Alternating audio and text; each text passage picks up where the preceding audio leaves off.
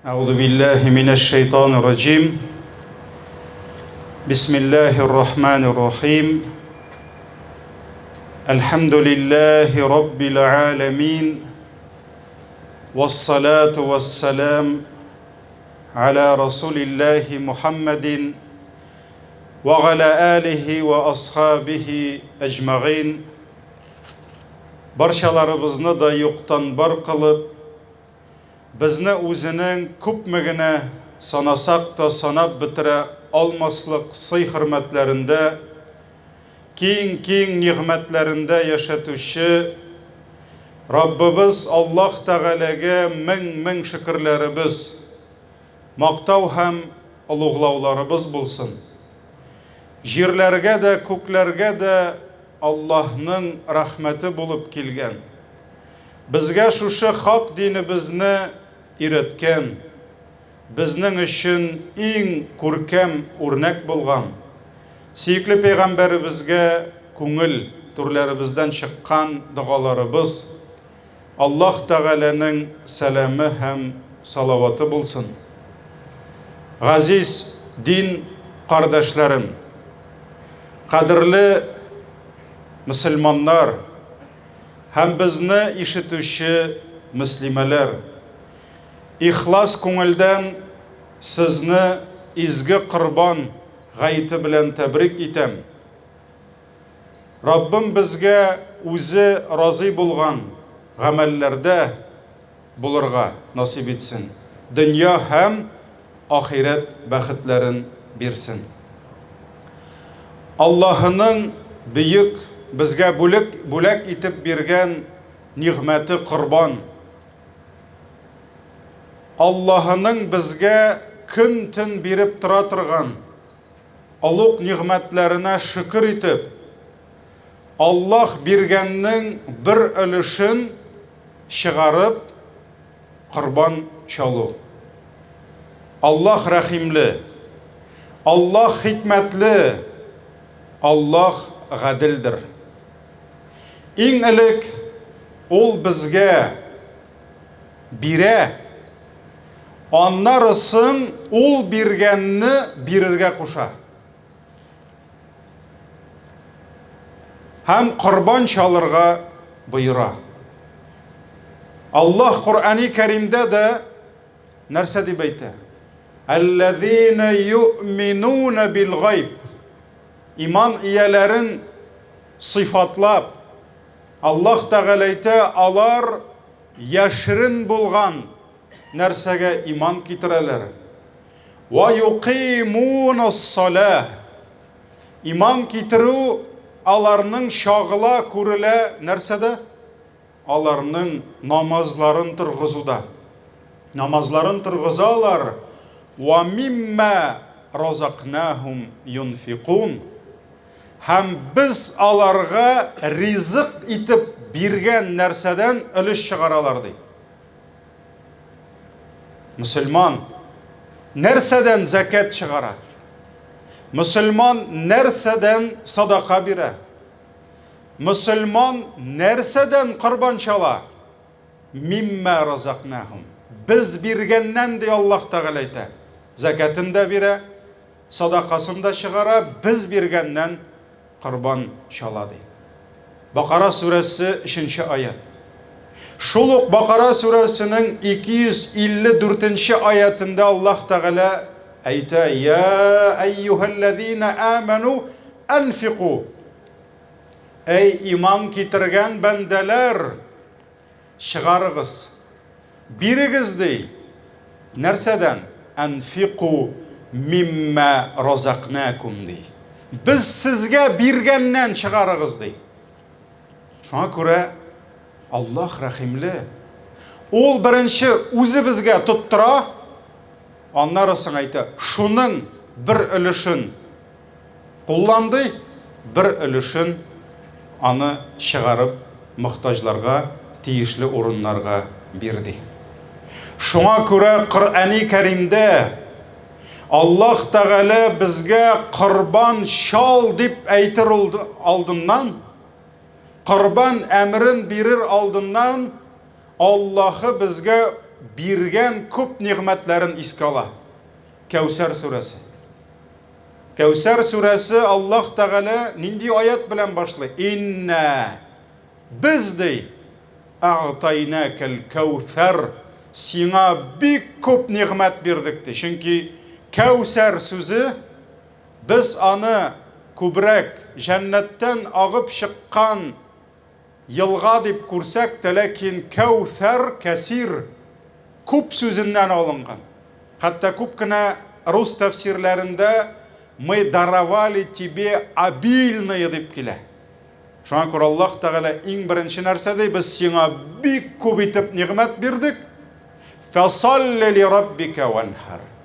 Шуңа күрә Аллаһ Тәгаләгә шушы нигъмәтләр өчен шөкер кылып намаз укы, ванхар һәм корбан шал дип әйтә.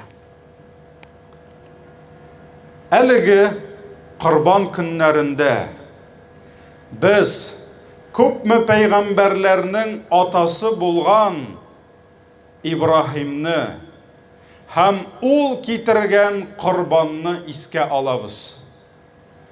Аллаһ Ибраһим пәйгамбәрне күп санлы сынаулар белән ныгытты. Һәм иң элек ул аны баласызлык белән сынады. Әйе, ул үзенең хәләл җефете хатыны белән күп еллар яшәде, ләкин аларның балалары булмады. Әмма Ибраһимга тәрбия кылу, хәерле орлыкларны салып кешелеккә калдыру өчен нәсел кирәк иде. Шуңа күрә Ибраһим пәйгамбәр көнне-төне дуалар кылды. Аллаһыдан изге нәсел сорады. Өметсезлеккә бирелмәде. Ниһаят 9-нчы дистәсен тутырганда, кайбер җирләрдә 86 яшь дип килә, ягъни инде 90 яшы толып барганда, Аллаһ аны уллы итте, Исмагыйльне бирде. Ата улына хәерле тәрбия бирде. Исмагыйль итагатьле яшь үсмер булып җитте. Газиз бала атаның күңеленә шул кадәр тирән кирде. Бала бит ул шундый зат, җәмәгать.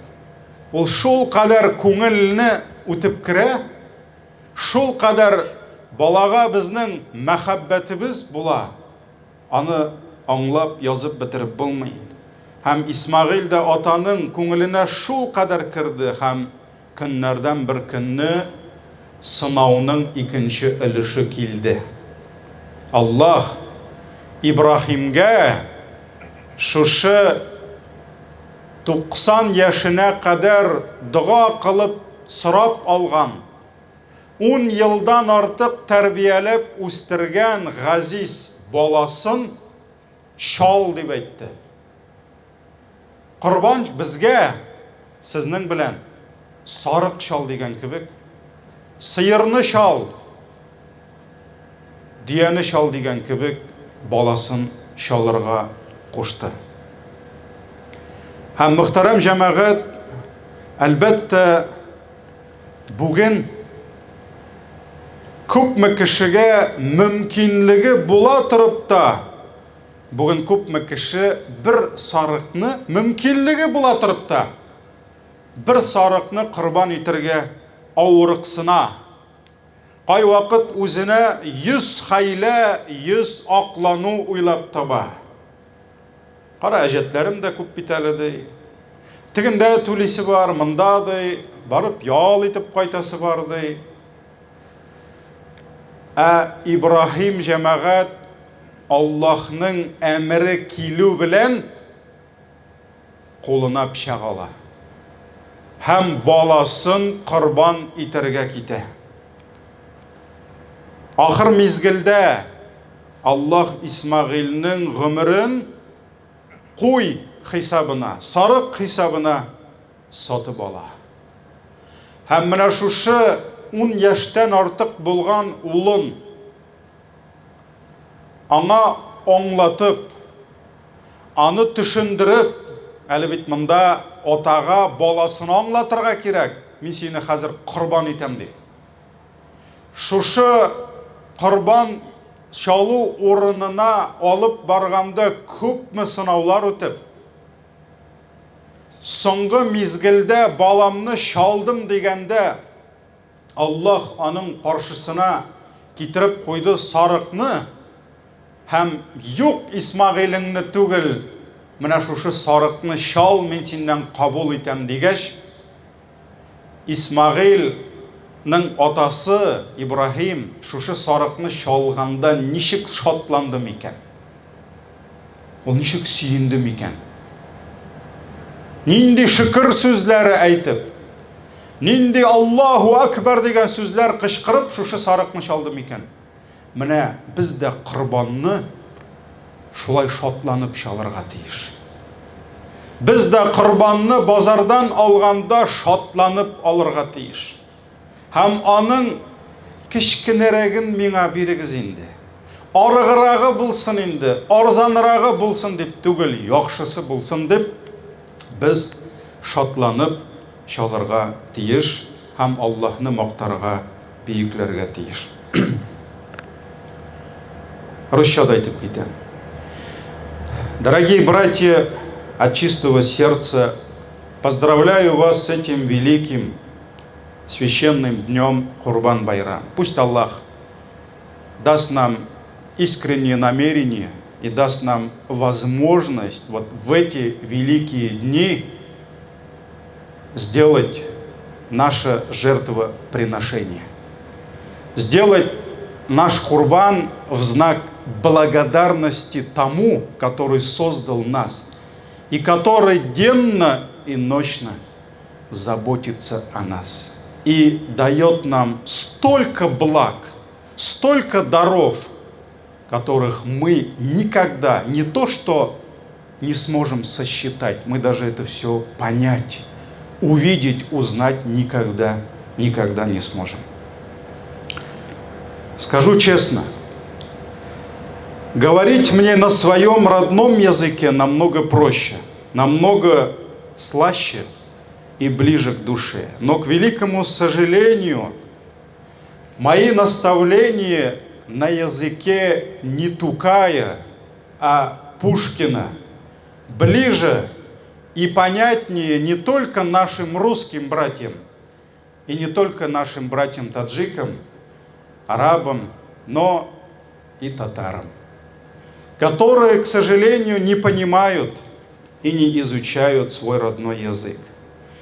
И сегодня тяжело не только имамам, но даже и учителям татарского языка, писателям, политическим деятелям очень тяжело объяснить молодежи, для чего нужен человеку родной язык. Английский все понятно, за этим будущее. И сегодня татарская молодежь изучает даже китайский язык, потому что в этом они видят пользу для своей будущей жизни, карьеры. Ведь на самом деле выгодно, полезно знать и изучать язык великого народа. А с татарским, как сегодня многие молодые говорят, далеко не уйдешь. И трудно объяснить экономическую выгоду знания родного языка. Но сколько бы мы ни умничали, твой родной татарский язык – это язык твоей любимой мамы. Это язык твоей любимой бабушки Абиинны, которой уже нет. И человек, который скучает по этой бабушке, он скучает по ее словам, по ее языку. И это язык, который хранили твои предки в течение многих веков. Поэтому невозможно математически, экономически, политически иногда объяснить, зачем он нужен, да? Но это что-то сердечное, это что-то душевное, которое связано именно с твоими родными, любимыми для тебя людьми. Курбан-Байрам воспитывает в нас величайшие качества жертвоприношения. Человек должен научиться жертвовать, как бы ему это не было дорого, как бы его нефс. Что такое нефс? Это мое большое я, которое сидит у тебя внутри. И вот он всегда хватается за что-то, а ты, несмотря на это, идешь наперекор своему нефсу, и ты жертвуешь. Ты забираешь у своего нефса и отдаешь кому-то. Поэтому человек должен жертвовать. Жертвовать своим имуществом. Каждому дорого его имущество. Задайте себе вопрос. Давайте я задам вопрос. У кого есть лишние деньги? Лишних денег никогда ни у кого не бывает. У каждого есть какие-то проблемы, у каждого есть какие-то цели, задачи, которые он должен достичь, да, и посредством, конечно, имущества. Поэтому лишних денег ни у кого нет. Но человек, который жертвует этими деньгами, он лишает свой нефс какого-либо удела. Поэтому человек должен жертвовать имуществом, временем, молодостью, здоровьем, жертвовать собой. И жертвоприношение на пути Аллаха, ради Аллаха, дорогие братья, имеет прекрасный, неповторимый вкус. Хочу вспомнить сегодня историю, когда посланник Аллаха, саллаллаху алейхи вассалям, покинул Мекку, и он был вынужден бежать от курайшитов. И во время этой поездки его сопровождал кто? Его самый любимый, самый достойный сподвижник Абу Бакр, рады Аллаху анху. Они убегали от курайшитов в пустыне. И жажда так замучила их. Воды закончились, провизия закончилась. И жажда в пустыне так мучила их, что Абу Бакр сказал, потом рассказывал: от сильнейшей жажды мое горло разрывало на части. У кого было в жизни такое, что ему казалось от жажды, да, что как будто его горло вот-вот разорвется. То есть ему даже было больно. Я чувствовал, как мое горло, оно разрывалось на части. И в это время Абу Бакр нашел одного знакомого пастуха овец. Он взял у него разрешение и надоел немного молока. Ну, сколько даст овца, да? Затем он вот так сидел и переливал это молоко с одного сосуда на другой. Во-первых, чтобы пена немножко закончилась, да, ушла. И во-вторых, молоко было горячее, и что оно должно было немного остыть, потому что жажда их на самом деле замучила. И когда немного молоко остыло, он протянул этот небольшой сосуд кому?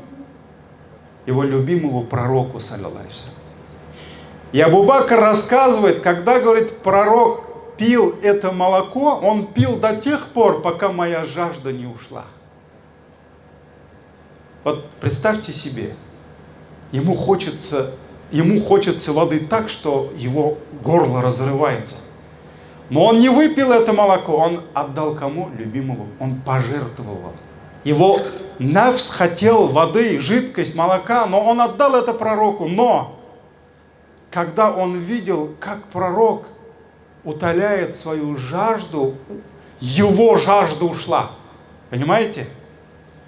От того, что он пожертвовал это любимому человеку, он чувствовал наслаждение и вкус. Я говорит, видел, как пророк пил до тех пор, пока моя жажда утолилась. Вот это и есть жертва на пути Аллаха, ради довольства Аллаха. Очень часто, когда ты кому-то помогаешь, кого-то избавляешь от страданий, в это время Аллах дает тебе больше радости, чем ему. Да, ты обрадовал его. Да, ты облегчил, может быть, его жизнь, но в это время ты радуешься тому, что ты смог ему помочь больше, чем он радуется твоей помощи. Субханаллах. Дорогие братья, нам нужно научиться наслаждаться не только, когда мы получаем. Субханаллах. Так приятно, когда нам дают. Да? Так приятно, когда что-то нам что-то приносит. Да? Бухгалтер отчитывается от выручках. Да? Так приятно. О, машаллах, это же пришло, да? Вот нужно научиться наслаждаться, чувствовать вкус не только когда что-то приходит, да, но и когда мы даем, когда что-то уходит от нас на благом пути, когда мы жертвуем. И помните из этой истории, когда пророк, саллаллаху алейхи вассалям, с Абу Бакром уходят от курайшитов, да, помните, когда они шли по дороге, Абу Бакр, вот этот солидный мужчина, он как молодой парнишка, то шел впереди пророка, то уходил назад, то справа, то слева. Пророк видит его то здесь, то там. И он спросил: Абу Бакр, что ты делаешь? Вот представили, да? То здесь бежит, как вот мы с ребенком идем же иногда, он то здесь, то там. Да, вот Абу Бакр вот так.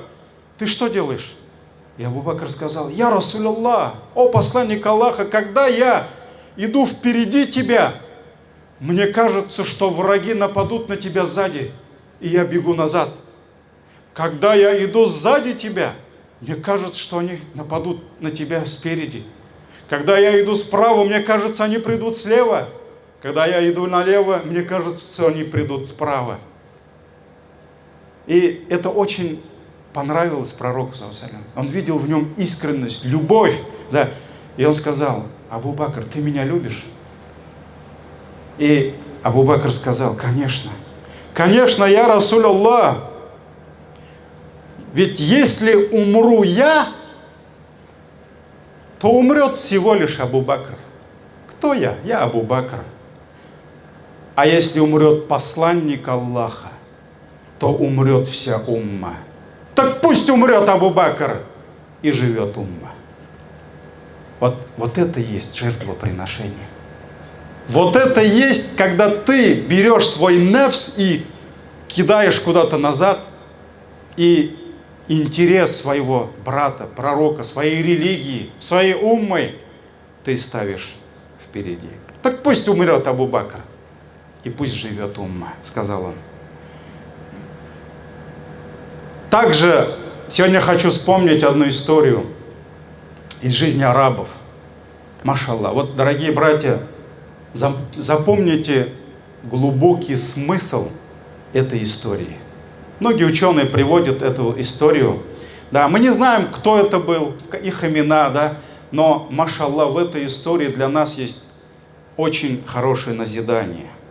Один араб, когда шел по пустыне, увидел ослабленного, умирающего человека. Конечно, его сердце не выдержало, это пустыня.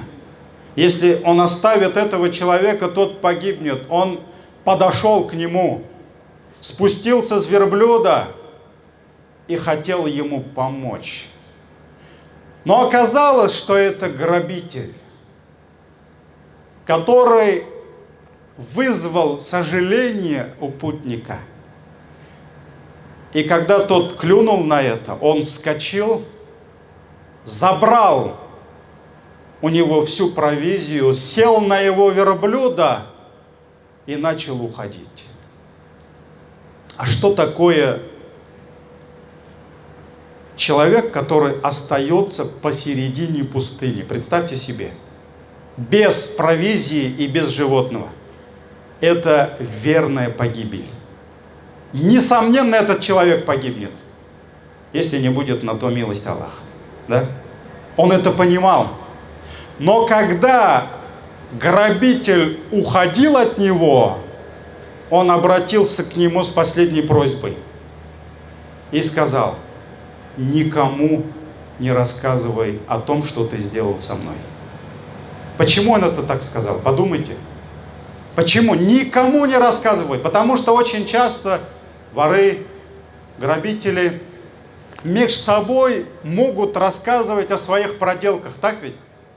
И может быть, этот грабитель тоже расскажет, как он перехитрил, обманул путника и забрал его имущество.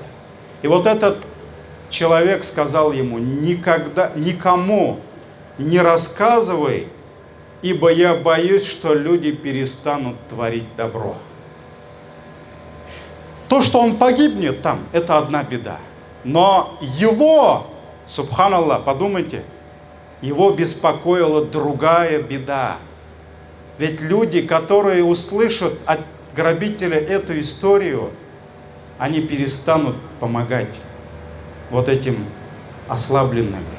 Они перестанут помогать. Поэтому никому не рассказывай, чтобы арабы не перестали помогать друг другу. Почему люди перестали жить великими целями и живут только своими страстями? Почему многие люди, когда говорят об успехе, представляют себе больше дорогих коней и роскошные дворцы? Почему сегодня нами больше движут только материальные ценности? Вот жертвовать на пути Аллаха, на пути своей религии, на пути своих братьев, на пути своего народа. Вот это и есть великая цель. Также, дорогие братья, хочу заметить, что в эти дни мы еще больше возвеличиваем Аллаха. Это дни такбира. После каждого намаза мы возвеличиваем Аллаха и говорим: Аллаху Акбар. Сподвижники, когда наступал месяц Зуль-Хиджа, они по улицам шли, на рынках шли и возвеличивали Аллаха. Это была вот такая волна. Аллаху Акбар. Все возвеличивали Аллаха. Что такое такбир? Такбир — это когда мы признаем величие Аллаха и ставим Его выше своих амбиций, выше своих интересов. Вот пришло время намаза, а у нас еще футбол не закончен, да? Вот настало время молиться, а у нас тут дела кипят. Вот тогда мы говорим: Аллаху Акбар. Аллах выше. И оставляем это, и идем к Аллаху. Когда нашему брату-чиновнику, мусульманину дают взятку, а деньги, как мы говорили, нужны всем, он говорит: Аллаху Акбар. Аллах выше этого. И он не нарушает законы Аллаха. Когда мимо молодого брата проходит привлекательная, полуголая девушка, я уж не буду говорить голая, они обидятся, наверное, да? Полуголая девушка, и нафс внутри него начинает биться и кричит: ну дай мне хотя бы полюбоваться ею, да? Ну дай мне хотя бы глаза брось на нее, дай мне мой удел, мою долю, да? Вот здесь брат говорит: Аллаху Акбар. Аллах выше этого. Аллах выше тебя. Аллах выше твоей жены, твоего мужа, твоих детей, твоих материальных ценностей. Поэтому мы говорим: Аллаху Акбар. И это тоже курбан, дорогие братья. Кто-то жертвует своим взглядом и убирает взгляд от запретного. Это тоже курбан. Кто-то отказывается от харамного, имея возможность получить это, может быть, более коротким путем, более легким, как ему кажется. И он говорит: Аллаху Акбар. Это тоже курбан, дорогие братья. Также хочу задать нам вопрос всем. Почему мы мусульмане? Да, на то воля Аллаха, на то милость Аллаха. Это не обсуждается. Почему мы мусульмане? Потому что мы татары. Так потому что мы, наверное, узбеки, таджики и так далее, да? Дорогие братья, свет ислама дошел до нас на плечах тех великих мужей, которые не пожалели своей жизни, силы, молодость и имущество на пути Аллаха. Эти мужи, они жертвовали на пути Аллаха, и свет ислама дошел до нас. И если мы с вами не будем жертвовать на пути Аллаха, то истина не дойдет до последующих поколений. Аллах юлында нинди генә кешеңне кертсәң дә, нинди генә изгелек кылсаң да, әлхамдулиллах, шикләнә күрмә, Аллах аны сиңа бик күп өлештә кайтара. Бакара сүрәсенең 245 аятында Раббыбыз әйтте: "Мән заллази юқридуллаха қардан хасана фаюдаифаху лаху ад'афан кафира." Кем Аллаһыга яхшы бурыч биреп торса, менә син Аллах юлында нәрсәңне генә бирсәң дә, көч, вакыт, гыйлем, тормыш тәҗрибәсе, үзеңнең яшьлегеңне, саулыгыңны, мал-мөлкәтеңне син бирәсең моны Аллаһка әҗәткә. Аллаһ аны сиңа кат-кат арттырып кайтарам диде. Кат-кат арттырып кайтарам диде. Валлаху яқбиду ва ябсут. Аллаһ теләгән бәндәсенекен кыса, тарайта, теләгәненә киңәйтә, ва илейхи турҗаун, һәм сез аңа кайтачаксыз ди. Шулай ук җәмәгать, сүземнең ахырында Әбу Бәкр белән пәйгамбәребезнең тагын кайтасым килә шушы сияхәтенә. Тиз арада пәйгамбәребезгә Әбу Бәкр белән чыгып китәргә кирәк булды. Әбу Бәкр тиз генә өенә кайтып, өйдән нәрсә бар җыярга кушты кызына. Кызы Асма нәрсә бар тиз генә капчыкларга салды. Ләкин капчыкларны атка салыр өчен бау тапмады. Бау, бәйләргә бау юк. Шуннан соң әтисен әйтә: "Әтием ди, минем ди поясымнан башка ди, билбауымнан, кайышымнан башка бүтән бер бау юк ди." Әбу Бәкр әйтә: "Шул бауыңны сал да икегә бүлеп бәйлә ди." Һәм менә шушы вакытта бүтән бау булмагач, аның билен буып торган бауны Асма икегә бүлде дә капчыкларны бәйләп җибәрде. Һәм шушы вакыттан Асмага исем бирелде: "Ике билбау хуҗасы" дип. Һәм бүген гарәп илләрендә рестораннар, кафелар, отельләр бар. Ике билбау иясе дип атала. Ягъни шушы бер бауны, билендә булган бауны бүлеп кирәк вакытта биргән өчен ул ничек итеп тарихка кирип калды. Кай вакыт җәмәгать көн, сәгать, мизгил эчендә кемгәдер синең ярдәмең кирәк. Кемгәдер синең киңәшең кирәк. Башкасы кирәк. Менә шул вакытта, шул мизгилдә бирелгән синең билбауың, кайышың, әлхамдулилlah, бер кешенең, бер гаиләнең язмышын үзгәртергә мөмкин. Шуның белән сиңа да зур бәрәкәтләр булып кайтырга мөмкин. Раббым Аллаһ безгә Аллаһ юлында, Аллаһ ризалыгы өчен корбан итәргә насип итсен. Кемгә күпме көч, кемгә күпме кыдрат бирелсә, шушы кешенә, шушы кыдратына карап, Раббым Аллаһ юлында безгә сарыф итәргә насип итсен. Һәм шушы чаласы корбаннарыбызны да ихлас күңелдән чалып, сөйкле пәйгамбәребезнең хадисендә әйтелгәнчә, корбанның бугазыннан беренче кан тамчысы җиргә төшкәнче шушы корбан хуҗасының гынахасы кичерелә диде. Раббым гынах хаталарыбызны кичерсә иде, иншааллах. Азиз кардәшләрем, гайетләребез мубарак булсын. Шушы бәйрәм рухы безнең күңелебездә, гаилә әхилләребезнең күңелендә, балаларыбызның күңелендә булсын.